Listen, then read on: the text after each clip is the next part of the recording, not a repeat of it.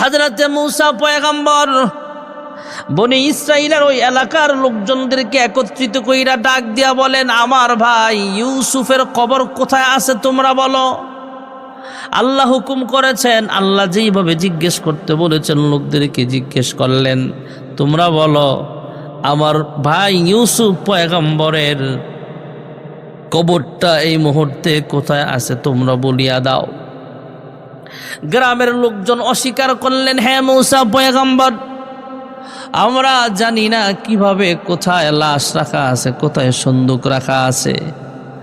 হযরতে ইউসুফ পয়গম্বরের লাশ কোথায় দাফন করা আছে আমরা জানি না।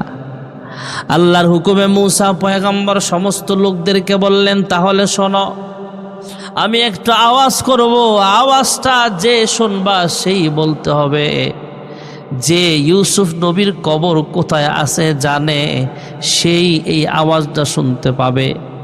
বাকি কেউ আওয়াজটা শুনবে না। তবে যদি শোনার পরও, আওয়াজ শোনার পরও অস্বীকার করো, তাহলে কিন্তু ধ্বংস হয়ে যাবা, আযাব আসবে, তুমি ধ্বংস হয়ে যাইবা। বনি ইসরাইলের উম্মতেরা বুঝতে পারলেন মূসা পয়গম্বর ঠিকই বলেছেন, আযাব আসতে পারে। মূসা পয়গম্বর আওয়াজ দিলেন, আওয়াজটা কেউ শুনতে পায় না, একজন বৃদ্ধা মহিলা শুনতে পাইলেন, সে হাত উঁচু করলেন, এভাবে ইশারা দিয়া বুঝালেন, হে মূসা পয়গম্বর, আমি জানি ইউসুফ নবীর লাশ এই মুহূর্তে কোথায় আছে। হযরতে মূসা পয়গম্বর আলাইহিস সালাম জিজ্ঞেস করলেন, কোথায় আছে বলো। মহিলা আবার হযরতে মূসা পয়গম্বরের কাছে দরখাস্ত করলেন, আমার দুইটা শর্ত আছে। কয় কি শর্ত বলো। কয় এক নম্বরের শর্ত হলো এখান থেকে আমাকে শহর পর্যন্ত আপনাদের সঙ্গে নিয়ে যাওয়া লাগবে, আপনারা যেখানে যাবেন সেখানে আমাকেও নিয়ে যাবেন, আমি গরিব মানুষ, আমার কেউ নাই, আপনারা আমার দায়িত্ব নিতে হবে। কয় ঠিক আছে নিলাম। কয় আরেকটা শর্ত বলো।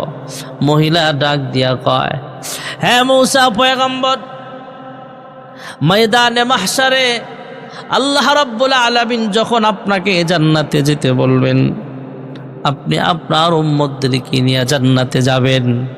তবে আমার শর্ত হলো আমি মহিলা যতক্ষণ পর্যন্ত আপনার উম্মতের কাতারে শামিল না হব, ততক্ষণ পর্যন্ত আমাকে ছাড়া এই কাতারে নিয়ে আপনি জান্নাতে যেতে পারবেন না, তথা আমাকে নিয়েই কিন্তু আপনাকে জান্নাতে যাওয়া লাগবে। হযরতে মূসা পয়গম্বর শর্ত মানলেন, ঠিক আছে তোমার দুটোটা শর্ত আমি মানতে রাজি আছি, এবার বলো ইউসুফ নবীর লাশ কোথায় আছে। মহিলা ইশারা দিয়ে দেখালেন নীল নদের অমুক জায়গায় আছে। মূসা পয়গম্বর সেখানে দাঁড়ালেন, আল্লাহর হুকুমে পানির মধ্যে লাঠি দিয়া বাড়ি দিলেন, ইশারা দিলেন, পানি দুই ভাগ হয়ে গেলেন, ইউসুফ পয়গম্বরের লাশ উঠে আসলেন।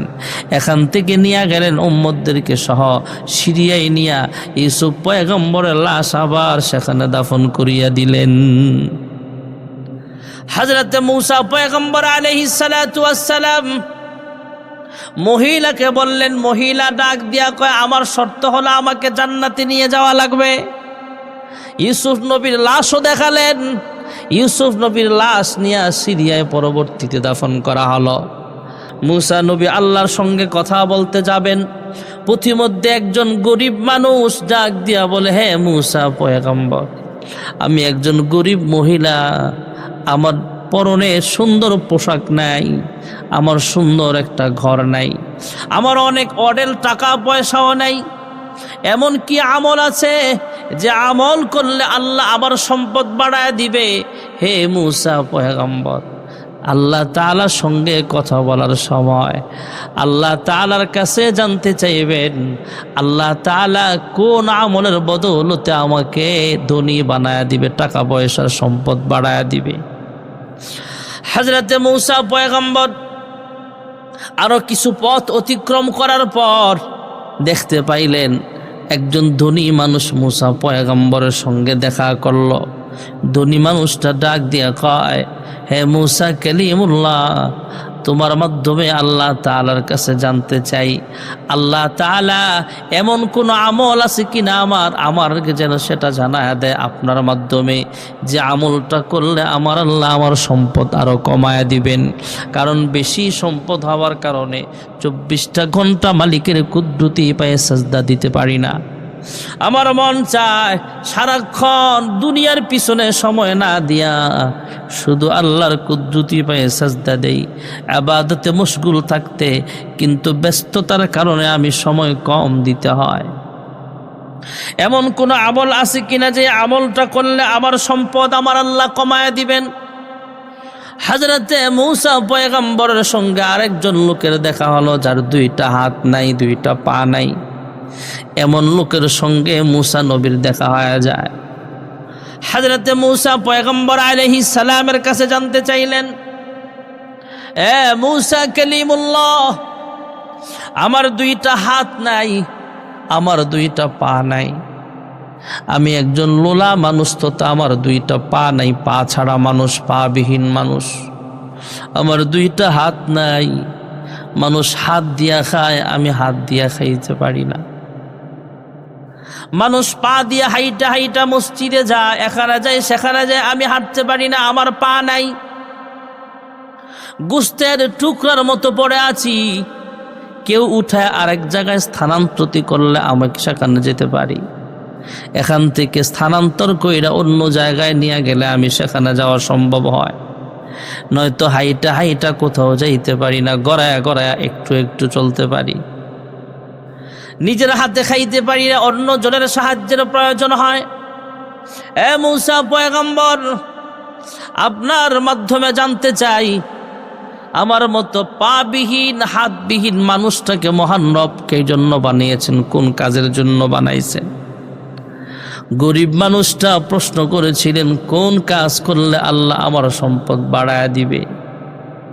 আমাদের সমাজের অনেক মানুষ আছে যারা গরিব শ্রেণীর মানুষ, মধ্যবিত্ত মানুষ, এদের এই আমলটা জানা বহুত জরুরি। ভাইয়েরা আমার, মূসা পয়গম্বর এই গরিব মহিলার ব্যাপারে মূসা পয়গম্বর যখন আল্লাহর কাছে জানতে চাইলেন, আল্লাহ জানায় দিলেন, হে মূসা কালিমুল্লাহ, যাবার সময় এই মহিলাকে জানায় দিও, এই মহিলা যেন বেশি বেশি মালিকের শুকরিয়া আদায় করতে থাকে। লাইন শাকারতুম লাযীদান্নাকুম ওয়া লাইন কাফারতুম ইন্না আযাবী লাশাদীদ। শুকরিয়া আদায় বেশি বেশি করতে হবে। আল্লাহ আমল দিয়া দিলেন, জানায়া দিলেন। যেই ধনী মানুষটা জিজ্ঞেস করেছিলেন, হ্যাঁ মূসা পয়গম্বর, আমার সম্পদ বেশি হওয়ার কারণে সব সময় ইবাদতে মশগুল থাকতে পারি না, আল্লাহ জানায়া দিলেন লোকটা বেশি বেশি শুকরিয়া আদায় করার কারণে এই হালত হয়েছে। শুকরিয়া আদায় করা কমায়া দিলে সম্পদও আস্তে আস্তে কমিয়া যাবে, জানায়া দিও।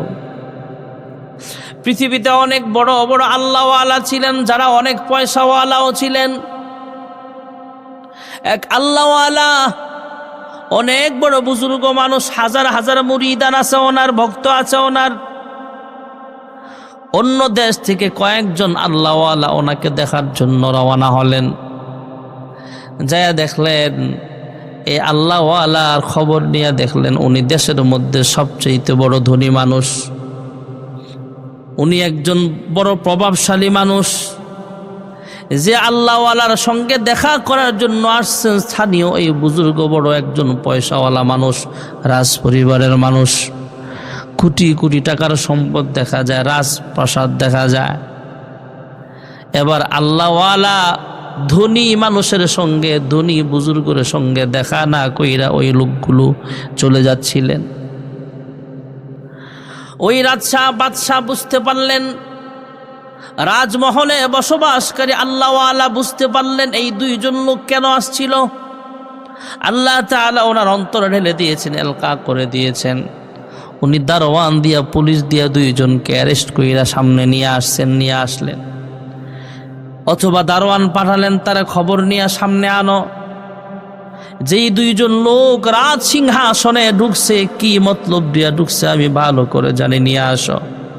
এই দুজনকে সম্মানের সঙ্গে যখন বাদশার সামনে হাজির করা হলো, উনি ডাক দিয়া বলেন, তোমাদের দুজনের ডিউটি হলো, তোমরা কেন আসছিলা? কয় আসছিলাম কি কাজে? কয় আসছিলাম হলো আপনার কাছে, কিন্তু আপনি তো অনেক পয়সাওয়ালা মানুষ। আমাদের সমাজের অনেক লোকের ধারণা হলো বুজুর্গ মানুষ আবার এত পয়সাওয়ালা হয় কিভাবে। আমাদের দেশে বিদেশে অনেক বুজুর্গ আছে, পীর সাহেব আছে, অনেক পয়সাওয়ালা। আমরা সাধারণ মুসল্লিদের ধারণা হলো পীর সাহেব এত পয়সার মালিক আবার কিভাবে হলো।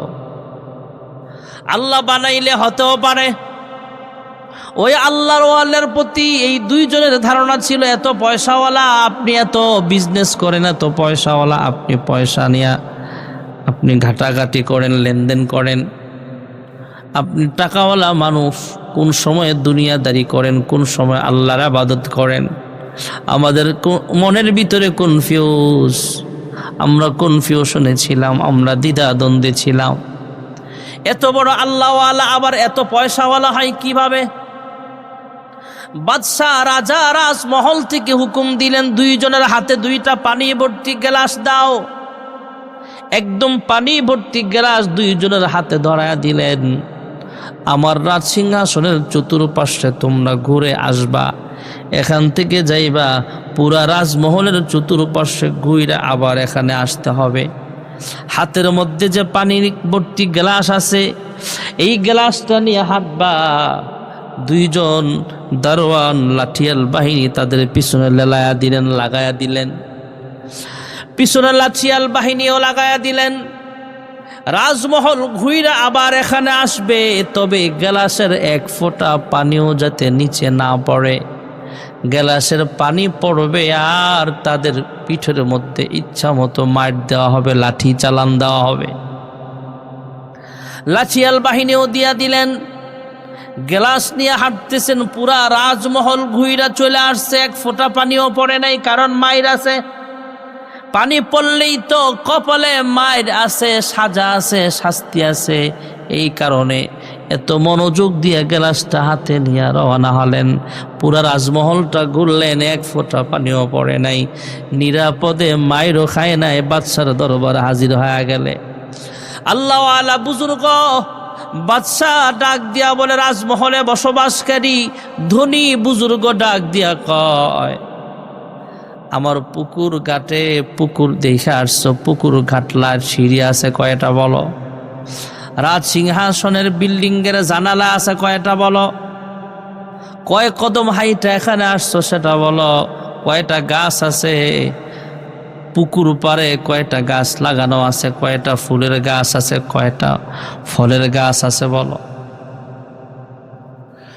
এই দুইজন ডাক দিয়া কয়, হ্যাঁ আল্লাহর ওলি, আমরা তো গ্লাসে পানি ভর্তি গ্লাস দিয়ে হাতে দিয়ে দিলেন, পানি ভর্তি গ্লাস নিয়ে হাঁটলাম, আবার লাঠিয়াল বাহিনীর হাতে লাঠিও দিয়া দিলেন, এক ফোঁটা পানি পড়লেই তো কপালে মাইর আছে, লাঠি দিয়ে পিটানো হবে, তাই লাঠি পেটা শাস্তির ভয়ে গ্লাসে পানি আছে, পানি যাতে না পড়ে ওই দিক দিয়ে মনোযোগ দিয়ে হাঁটতে হাঁটতে হাঁটতে হাঁটতে পুরা চক্কর লাগায়া রাজমহলের চতুর্পাশে ঘুইরা আপনার সামনে হাজির হলাম। আমাদের মনোযোগ ছিল গ্লাসে, কারণ পিছনে কিন্তু লাঠিয়াল বাহিনী আছে, লাঠি নিয়া পানি পড়লেই মায়ের কপালে আছে। এই জন্যে গ্লাসের প্রতি মনোযোগ দিতে যায় গাছ গাছালি পুকুর ঘাটে, পুকুরের ঘাটলায় কয়টা সিঁড়ি আছে, কয়টা গাছ আছে, কয়টা রাজমহলের বিল্ডিং আছে, রাজমহলের বিল্ডিং এর কয়টা জানালা আছে, দরজা আছে, সেটা দেখার সময় পাই নাই।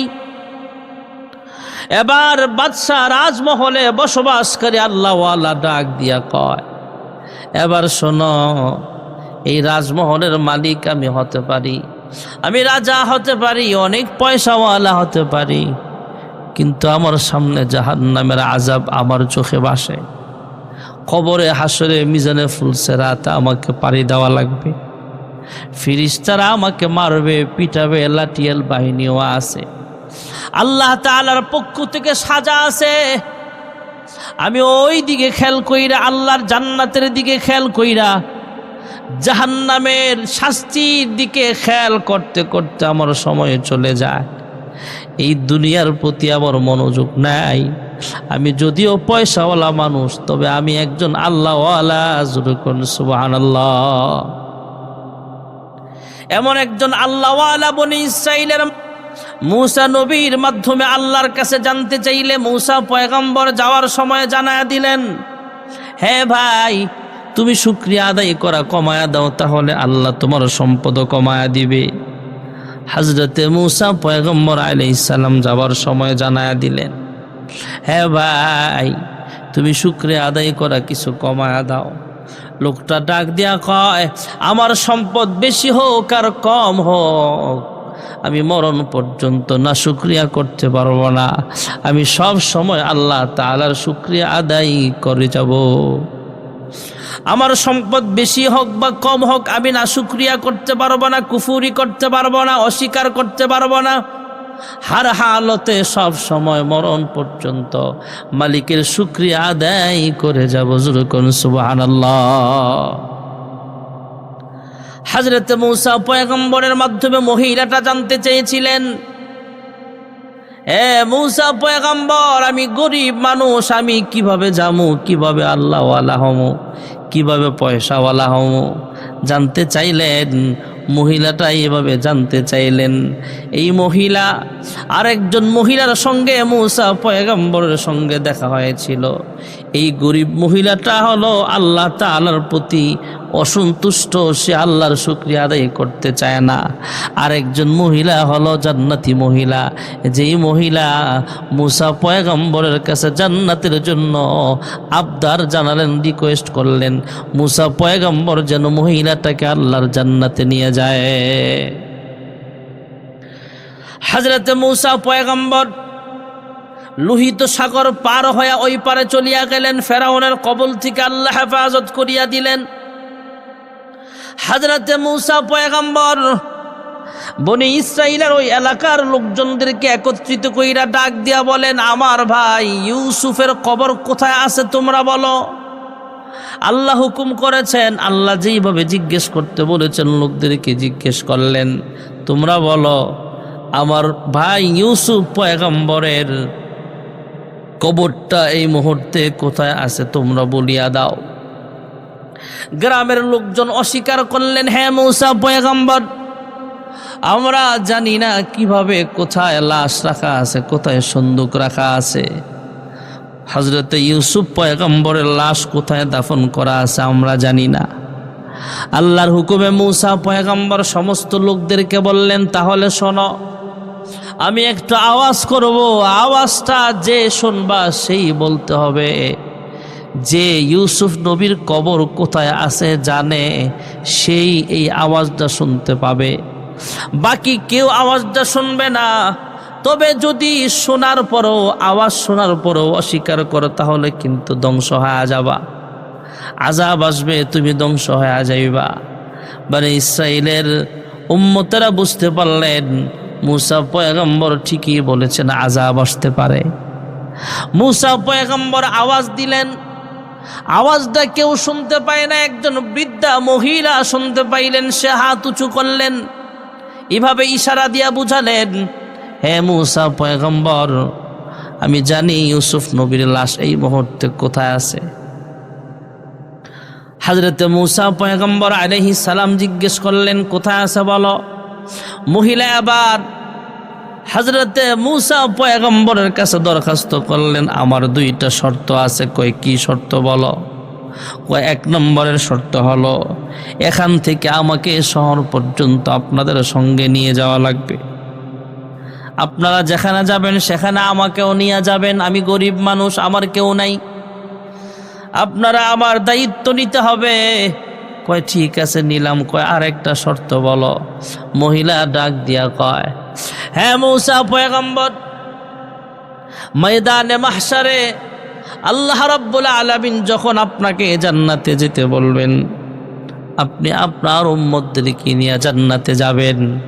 তবে আমার শর্ত হলো, আমি মহিলা যতক্ষণ পর্যন্ত আপনার উম্মতের কাতারে শামিল না হব, ততক্ষণ পর্যন্ত আমাকে ছাড়া এই কাতারে নিয়ে আপনি জান্নাতে যেতে পারবেন না, তথা আমাকে নিয়েই কিন্তু আপনাকে জান্নাতে যাওয়া লাগবে।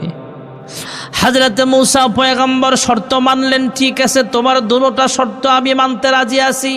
এবার বলো ইউসুফ নবীর লাশ কোথায় আছে? মহিলা ইশারা দিয়ে দেখালেন নীল নদের অমুক জায়গায় আছে। মূসা পয়গম্বর সেখানে দাঁড়ালেন, আল্লাহর হুকুমে পানির মধ্যে লাঠি দিয়ে বাড়ি দিলেন, ইশারা দিলেন, পানি দুই ভাগ হয়ে গেলেন, ইউসুফ পয়গম্বরের লাশ উঠে আসলেন। এখান থেকে নিয়ে গেলেন উম্মতদেরকে সহ সিরিয়ায় নিয়ে ইউসুফ পয়গম্বরের লাশ আবার সেখানে দাফন করিয়া দিলেন। হযরতে মূসা পয়গম্বর আলাইহিস সালাতু ওয়াস সালাম মহিলাকে বললেন, মহিলা ডাক দিয়া কয়, আমার শর্ত হলো আমাকে জান্নাতে নিয়ে যাওয়া লাগবে। ইউসুফ নবীর লাশও দেখালেন, ইউসুফ নবীর লাশ নিয়ে সিরিয়ায় পরবর্তীতে দাফন করা হলো। একজন মহিলা হলো জান্নাতি মহিলা, আর আরেকজন মহিলার কথা বলছিলাম, যেই মহিলা আল্লাহর শুকরিয়া আদায় করতে চায় নাই। মূসা পয়গম্বর গরিব মহিলাকে জানায়া দিলেন, হ্যাঁ মহিলা, তুমি বেশি বেশি মালিকের শুকরিয়া আদায় করো, তাহলে তোমার বরকত আমার আল্লাহ বাড়ায়া দিবেন। আল্লাহ রাব্বুল আলামিন কোরআনুল কারীমও বলেন, লা ইন শাকারতুম লা আযীদান্নাকুম ওয়া লা ইন কাফারতুম ইন্না আযাবী লাশাদীদ। বেশি বেশি শুকরিয়া আদায় করলে নিয়ামত বাড়ায়া দিবেন আমার আল্লাহ। মহিলা ঘর থেকে বের হইয়া চোখ রাঙ্গায়া ডাক দিয়া কয়, হে মূসা পয়গম্বর, তোমারও আকল নাই, তোমার আল্লাহ তাআলারও আকল নাই। কয় কেন? কয় আমার তো কিচ্ছু নাই, আমি একজন গরিব মানুষ, ছোট্ট একটা ঘরে বসবাস করি, ছেঁড়াফেরা কাপড় ব্যবহার করি, পুরাতন কাপড়, আমার সুন্দর কাপড় চোপড়ও নাই, আমার কিচ্ছু নাই, আমি কিভাবে মালিকের শুকরিয়া আদায় করব? আসমান থেকে একটা গজব আসলো, এই মহিলার সেই করে ঘরটাও গজব দিয়ে আল্লাহ ধ্বংস করিয়া দিলেন। কারণ এই মহিলা শুকরিয়া আদায় করার মতো কিছু না কিছু তো অবশ্যই আছে। হাত আছে, পা আছে, জবান আছে, মাথা আছে, চোখ আছে, এইগুলা নিয়েও তো আল্লাহ তাআলার শুকরিয়া আদায় করা যায়। আরেকজন লোক যে মূসা পয়গম্বরকে বলেছিলেন, মূসা পয়গম্বরের মাধ্যমে জানতে চায়, আমাকে আল্লাহ কেন বানালেন, আমাকে কেন বানিয়েছেন, কোন কাজে লাগাইবার জন্য বানিয়েছেন? আল্লাহ জানায়া দিলে মূসা পয়গম্বর যাওয়ার সময় জানায়া দিলেন, হ্যাঁ ভাই, তোমার আল্লাহ জাহান্নামের একটা ছিদ্র ফিল আপ করার জন্য আমার আল্লাহ বানিয়েছেন। লোকটা জবান খুলে বললেন আলহামদুলিল্লাহ। মূসা পয়গম্বর এই লোকটাকে ধমক দিয়া কয়, তোমাকে জাহান্নামে দিবে, তারপরও তুমি কেন এইভাবে আলহামদুলিল্লাহ বললা? লোকটা জবান খুইলা কয়, আল্লাহর মন চাইছে, তারপরও তো একটা কাজে লাগাইবে, এই জন্য শুকরিয়া আদায় করলাম। এই লোকটা জিব্বাটা লড়ায় লড়ায় মালিকের দরবারে ডাক দিয়া কয়, ওগো পরওয়ারদিগার আলম, ওগো আল্লাহ তাআলা, আমাকে জাহান্নামের ছিদ্র ফিল আপ করার জন্য বানাইছো বুঝলাম, তবে আমার দেহটাকে এত লম্বা বানায় দিও, আমার শরীরটাকে এত মোটা তাজা বানায় দিও, আমার একার দ্বারা যাতে জাহান্নামটা ভরপুর হয়ে যায়, ফিল আপ হয়ে যায়, তোমার অন্য কোনো বান্দা বান্দি যাতে জাহান্নামের আগুনে জ্বলতে না হয়। এই কথাগুলো আল্লাহ তাআলার পছন্দ হয়ে গেছে। এই লোকটাকে আল্লাহ তাআলা সুস্থ বানায়া দিলেন, হাত পা গজায় সে সুস্থ হয়ে গেছে। পরবর্তীতে মূসা পয়গম্বরকে আল্লাহ জানায়া দিলেন, যাওয়ার সময় জানায়া দিও এই লোকটা একজন জান্নাতি মানুষ, জোরে কোন সুবহানাল্লাহ। মূসা পয়গম্বর আশ্চর্য হয়ে জিজ্ঞেস করলেন, ওগো পরওয়ারদিগার আলম, ওগো আল্লাহ তাআলা, একটু আগেই না আমাকে সংবাদ জানিয়েছো লোকটা জাহান্নামে জ্বলবে, জাহান্নাম আর জান্নাতের একটা ছিদ্র ফিল আপ করার জন্য বানাইছ, আবার কিছুক্ষণের ভিতরে এমন কি ঘটেছে যার কারণে লোকটা জান্নাতি হয়ে গেছে।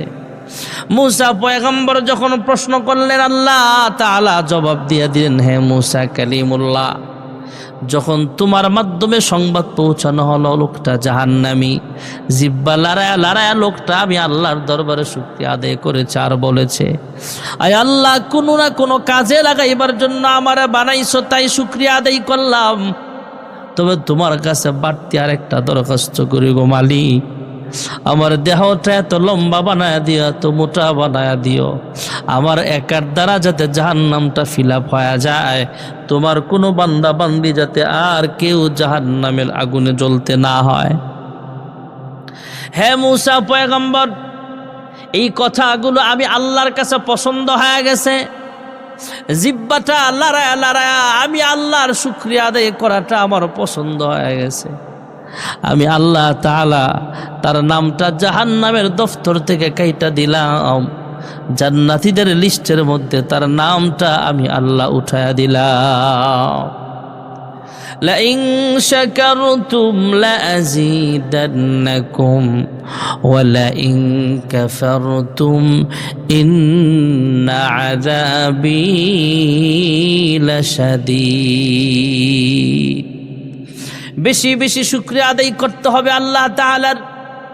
ধনী হও, গরিব হও, ক্ষমতাসীন হও আর ক্ষমতাসীন না হও, পাওয়ারওয়ালা হোক আর পাওয়ার সারা হোক, ইমাম হোক, খতিব হোক, মসজিদের মুয়াজ্জিন হোক আর যে হোক, মসজিদ কমিটির সভাপতি হোক আর সেক্রেটারি হোক, অহংকার করা যাবে না। সব সময় আল্লাহ তাআলার শুকরিয়া আদায় করা লাগবে। আবার দিন মজুর হন আর রিক্সাওয়ালা হন, আপনি গরিব মানুষ, তারপরও না শুকরিয়া করা যাবে না। হার হালতে শুকরিয়া আদায় করতে হবে আল্লাহ তাআলার, কারণ দুনিয়াটাই পরীক্ষার একটা হল। আল্লাযী খালাকাল মাউতা ওয়াল হায়াতা লিয়াবলুয়াকুম আইয়ুকুম আহসানু আমালা। দুনিয়াটা একটা পরীক্ষার হল। ধনী বানায়াও আল্লাহ পরীক্ষা করেন, গরিব বানায়াও আল্লাহ পরীক্ষা করেন, সুস্থ বানায়া পরীক্ষা করেন, অসুস্থতা দিয়েও আল্লাহ পরীক্ষা করেন। সব পরীক্ষায় পাশ করে আল্লাহওয়ালা বান্দা হয়ে আমাদেরকে কবরে যাওয়ার তৌফিক দান করুন, আমিন। ওয়া আখিরু দাওয়ানা আনিল হামদুলিল্লাহি রাব্বিল আলামিন। লা ইলাহা ইল্লাল্লাহ, লা ইলাহা ইল্লাল্লাহ।